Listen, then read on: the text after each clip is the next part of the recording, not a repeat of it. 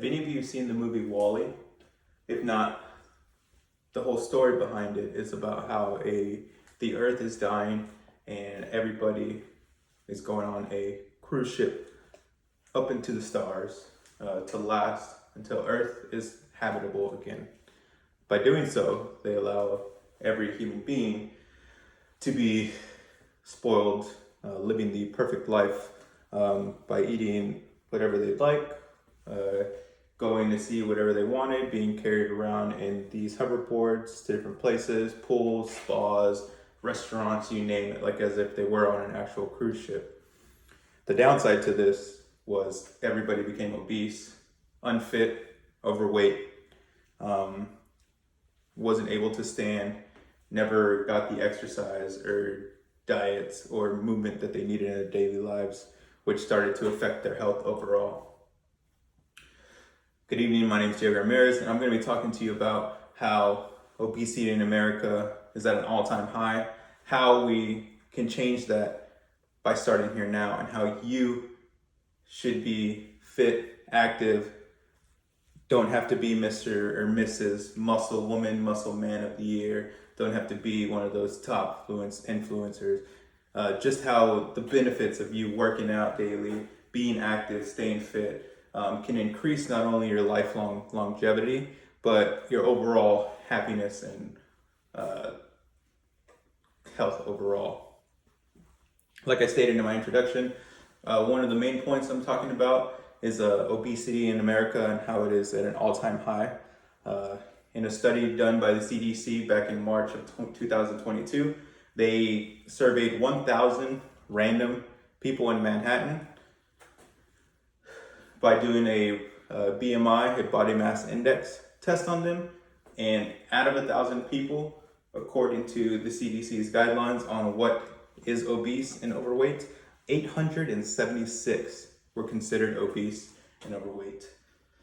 Out of those 876, they asked them if they were any fit, if they walked, what was the minimum amount of exercise they did. Out of those 800, all 800 of them said that they did not work out. They did any physical activity other than go to work, come back. Also, out of those 800 individuals, they asked them what they ate on a daily, and they said mostly fast food, something on the go, which is one of the biggest factors of obesity in America.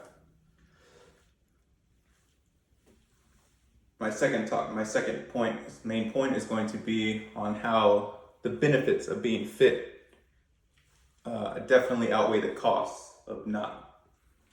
According to the CDC again, in another survey they did 3 years ago, individuals who did at least 20 minutes of workouts 4 times a week increased their lifespan by 10 years just from 20 minutes a week, or 20 minutes a day, 4 times a week. That's 80 minutes. You can binge watch a show in 80 minutes. Lastly, one of my main points is going to be how the benefits or how your health is in the long run.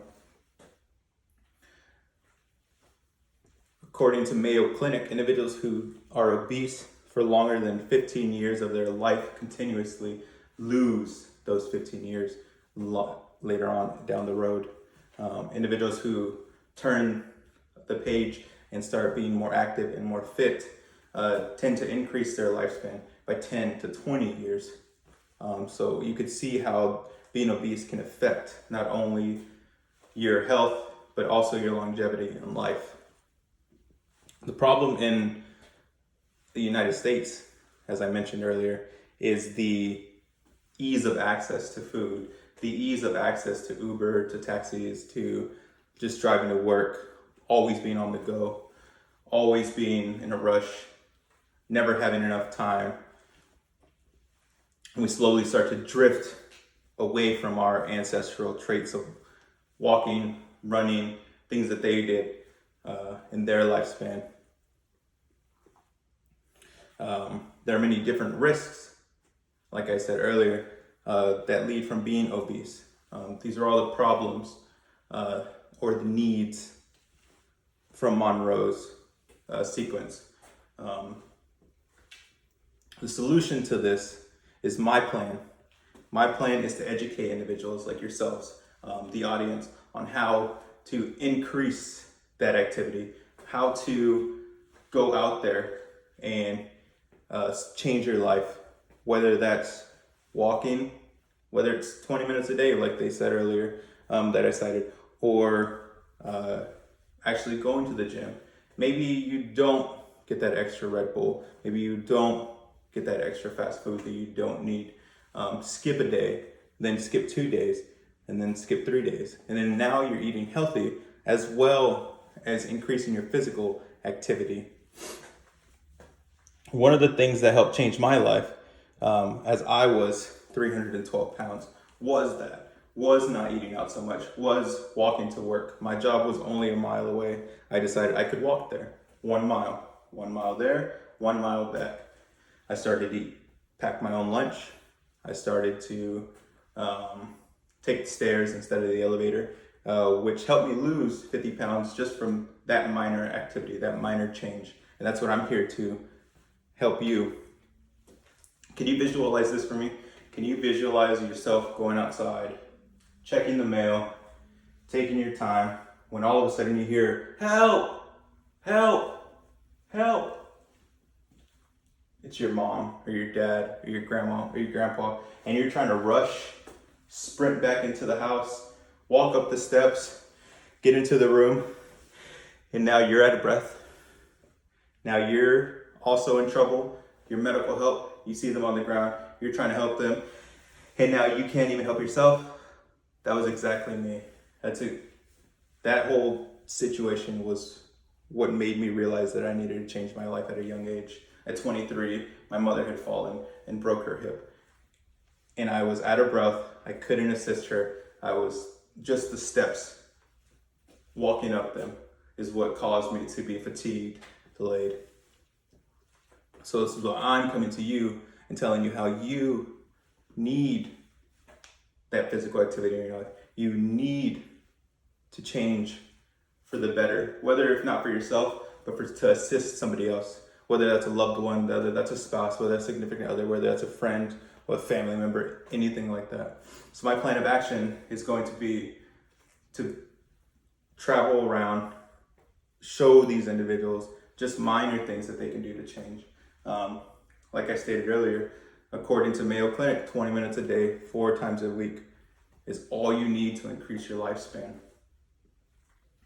Another article that I had read from Johns Hopkins states that individuals who are at the cusp of being obese and change their life and just eat healthier can, without any physical activity, start to burn calories. Their metabolic rate starts to increase due to not having to burn so much cholesterol, having to burn so much fat, carbs, things like that, just by eating healthier.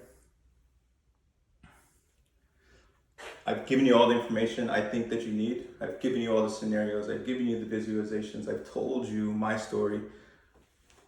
I need you to encompass all that information and make the change for yourself.